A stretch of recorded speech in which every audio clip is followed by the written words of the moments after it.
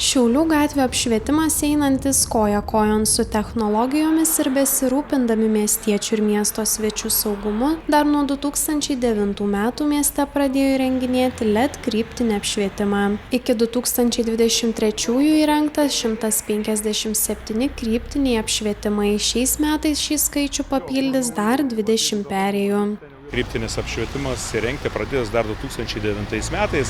Tai jeigu gyventojai pamena tuos metus, tai ir pasižiūrėtų, ką mes dabar turim, kokį kryptinį apšvietimą, tai pamatytų didelį skirtumą.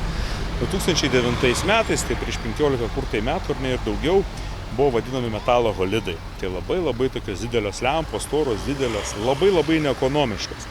Dabar galbūt manęs paklauso, kas tas metalo halidas. Tai aš gal pabandyčiau pasakyti populiariai. Daugelis turbūt esam vairuotojai ir žinom automobilius, kad iš paprastų tų kaitrinių ar nepaprastų lempučių mašinų atsirado halogenai, o po halogenų ledai. O metalo halidai būtų kaip halogenai. Tai yra jau praeities technologija, pakankamai brangi, naudojant daug energijos. Na ir mes jau senokai pakankamai perėjom prie naujos LED technologijos. O šio apšvietimo technologija dar labiau prisideda prie saugumo keliuose, ypač tamsiuoju paros metu.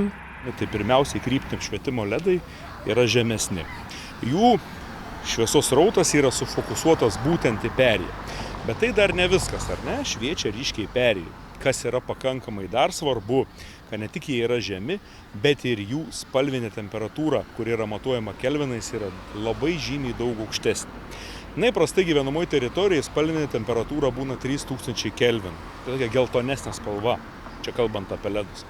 Bet gyventojai turbūt daugelis šiauliečių vyksta vienu iš tokių kaip aplinkelių, tai Architektų gatve. Ten yra 4000 apšvietimas. Na ir tikrai ties vaiko ir motinos klinika yra įrengtas kryptinis apšvietimas. Tikrai atkreipsite dėmesį, kad net turint 4000 apšvietimų, 5700 apšvietimas paryškina perėją ir tai paryškina būtent tą einantį pėstį per tą perėją. Lengva jį pamatyti ir atkreipti dėmesį, kas yra svarbu ypatingai tamsių paros metu. Uždaroji akcinė bendrovė Šiaulių gatvių apšvietimas, tęsdama savo pradėtus darbus, nuoširdžiai džiaugiasi ir gaunamu palaikymu. Kalbant apie kryptinį apšvietimą, Šiaulių gatvių apšvietimas planuojame šiais metais įrengti dar 20 perėjų apšvietimą. Na ir ko noriu pasidžiaugti, tuo pačiu aišku padėkoti, kad savivaldybė yra tom nebejinga. Ir jeigu mes dabar esame prie mokymo įstaigos, tai ir toliau prie visų mokymo įstaigų yra įrenginėjama. Bet mes turbūt puikiai žinome, kad yra maršrutai ir savaime suprantama, ne visi mokiniai ar kiti vykstantis į darbovietės gyvena būtent prie mokymo įstaigų ar darboviečių. Tai kaip vienas pavyzdys, ar ne, turime Vytauto ir Mickevičiaus gatvių sankryžą. Ten šalimais ar ne nėra mokyklų, bet ten yra labai didelis rautas. Ir pro šitą sankryžą eina į mokymo įstaigas, į darbovietės.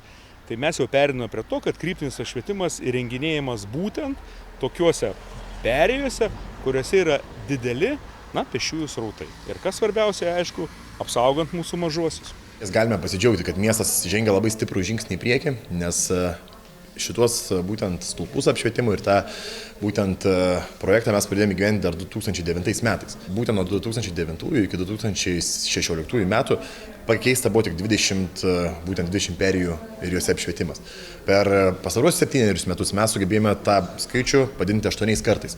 Ir per pastarosius 7 metus buvo pakeistas kryptinis apšvietimas net 157 perėjose. Tai iš ties tai yra didžiulis prioritetas miestui, kuris siekia tapti darnaus judumo miestu, nes būtent tokios priemonės jos užtikrina saugumą be jokios abejonės tiek ir ratuoto eismo dalyviams ir automobiliams, bet svarbiausiai užtikrina saugumą pėstiesiems, dviratininkams, paspirtukininkams, nes mes esame ryškiai matomi gatvėje, ypatingai tamsiuoju paros metu. Ir be jokios abejonės svarbus sezonas yra ir mokslo metų pradžia. Visi šiauliečiai akivaizdžiai mato, kad eismas yra daug intensyvesnis negu buvo rugpjūtį, tad iš ties labai svarbu užtikrinti, kad moksleiviai, darželinukai, gimnazistai, studentai būtų matomi iš toli ir matomi būtent visų transporto priemonių. Įmonė darbus planuoja pabaigti iki lapkričio pradžios ir apšviesti dar 20 pėsčiųjų perėjų.